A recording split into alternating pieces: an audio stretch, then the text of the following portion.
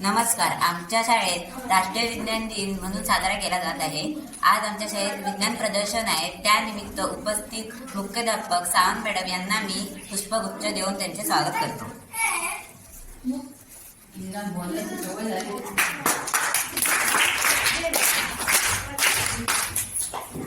आणि आमच्या शाळेचे खास शिक्षक कापसे सर यांनाही मी पुष्पगुच्छ देऊन मी स्वागत करतो.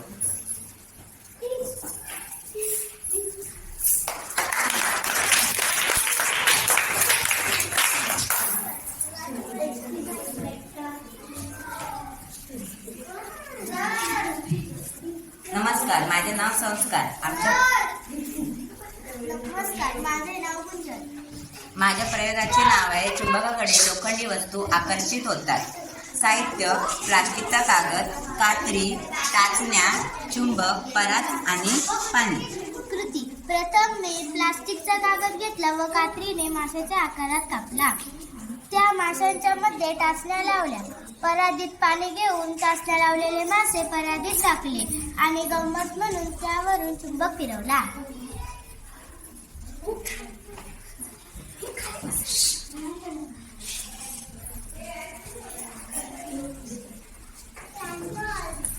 आणि चुंबकाकडे टाचण्या लावलेले मासे आकर्षित होऊ लागले. निष्कर्ष: यावरून हे सिद्ध होते की चुंबकाकडे लोखंडी वस्तू आकर्षित होतात. धन्यवाद. माझे नाव शुभ्रा. नमस्कार, माझे नाव काव्या. नमस्कार, माझे नाव यश. नमस्कार, माझे नाव आदित्य. आम्ही तुमचे लाडके 5वीचे विद्यार्थी आज तुमच्या समोर विज्ञान दिनानिमित्त प्रयोग सादर करीत आहोत. प्रयोगाचे नाव आहे इनो व व्हिनेगरच्या सहाय्याने कार्बन डायऑक्साईड वायू तयार होतो. साहित्य: विनेगर, इनो, बाटली आणि फुगा. बाटलीमध्ये विनेगर टाकले.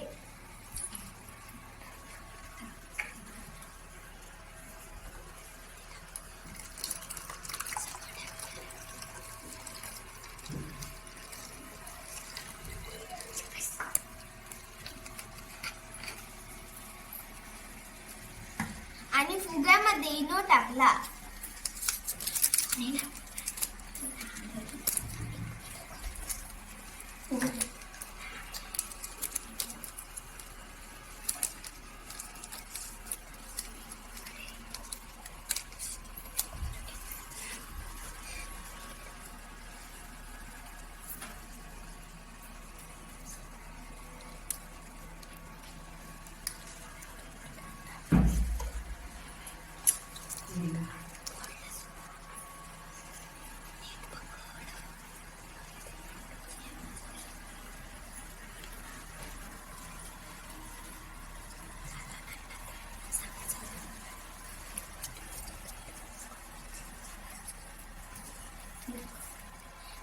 बाटलीच्या तोंडावर फुगा लावला.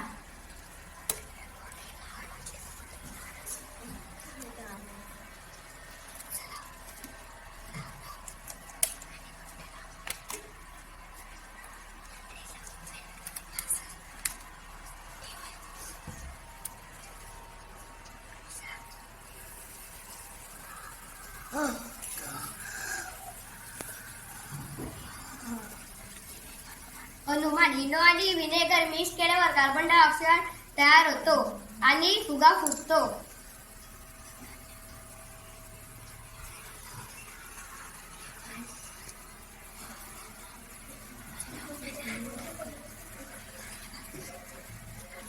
धन्यवाद.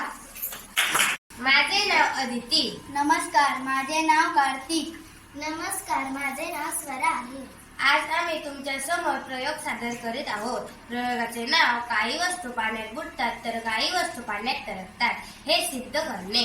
साहित्य: प्लॅस्टिक स्केल, गोड रबर, पेन्सिलचा तुकडा, टोक यंत्र, कर्कटस, स्टीलचा चमचा, रबर बँड, प्लास्टिकचा चमचा, खिळा, स्क्रू, नाणे, काड्या, खडे, पान.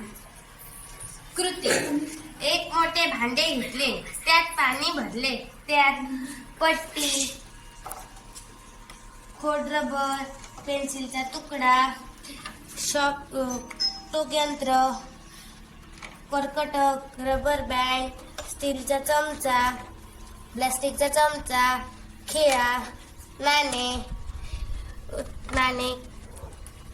काड्या, खडे, पान या वस्तू टाकल्या. निरीक्षण. काही वस्तू पाण्यात बुडतात तर काही वस्तू पाण्यात तरंगतात. अनुमान. जड वस्तू पाण्यात बुडतात तर हलके वस्तू पाण्यावर तरंगतात. यावरून हे सिद्ध होते की जड वस्तू पाण्यात बुडतात तर काही वस्तू पाण्यात बुडतात. काही वस्तू पाण्यात तरंगतात. माझे नाव स्वराज.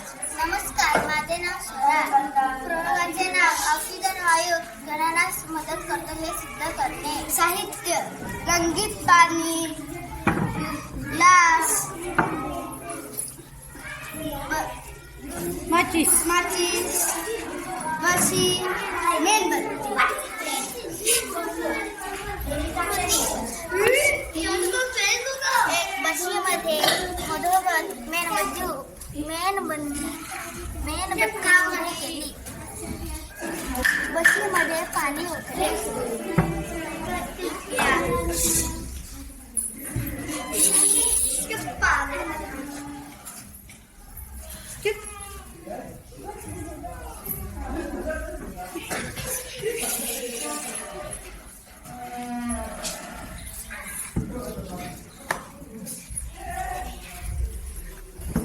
मेणबत्तीवर आग पेटवली.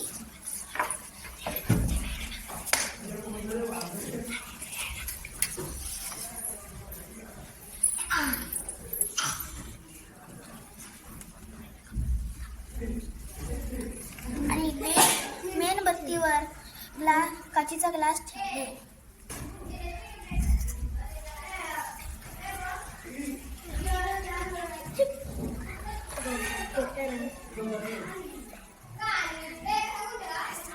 निरीक्षण. पेटी मेणबत्तीवर काचेचा ग्लास ठेवला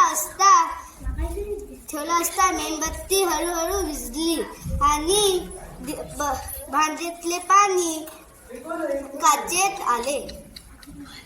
अनुमान.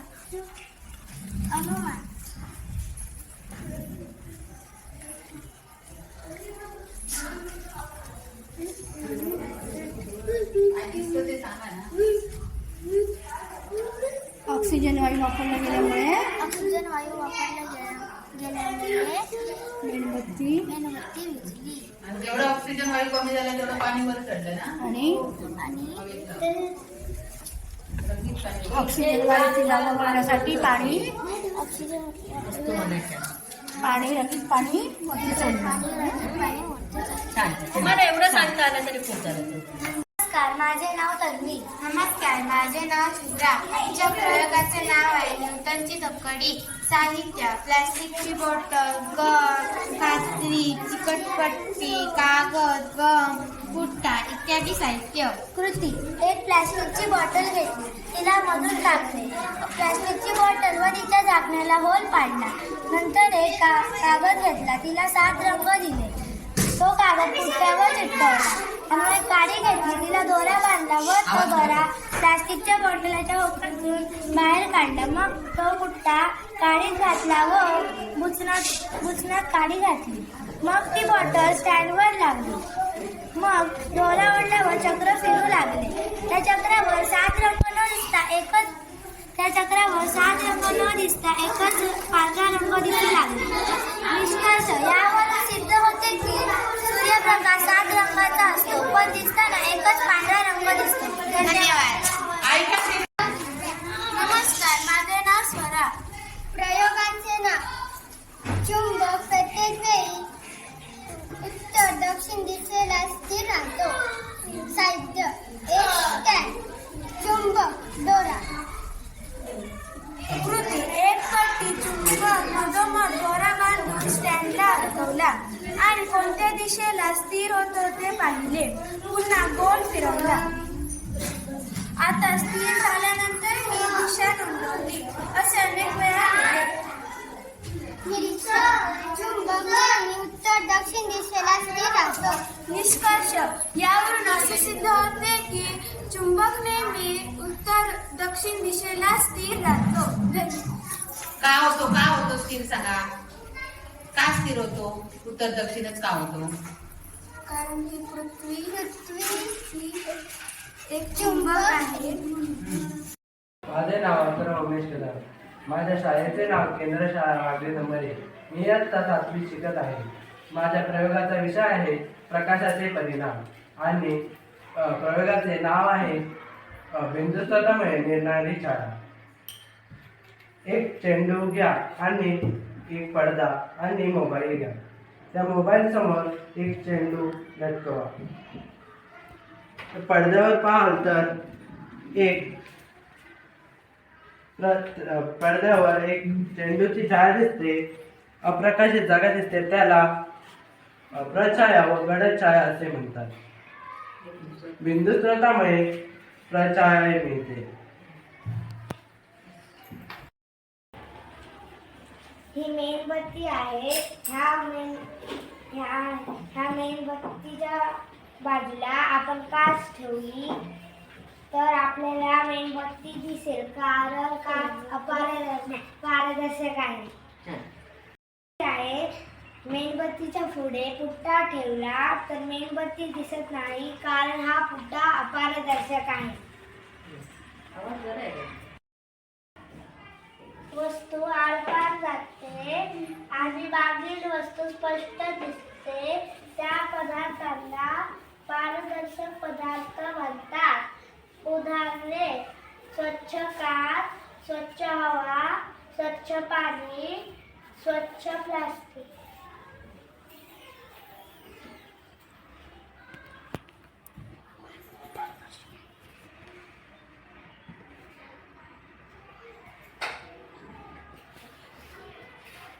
माझ्या शाळेचे नाव केंद्र शाळा वागले नंबर 1. माझ्या प्रयोगा विषयाचे नाव प्रकाशाचे परिणाम आणि माझ्या प्रयोगाचे नाव आहे विस्तार स्रोतामुळे मिळणारी छाया. इथे मला चेंडू, पडदा आणि टॉर्च लागणार आहे.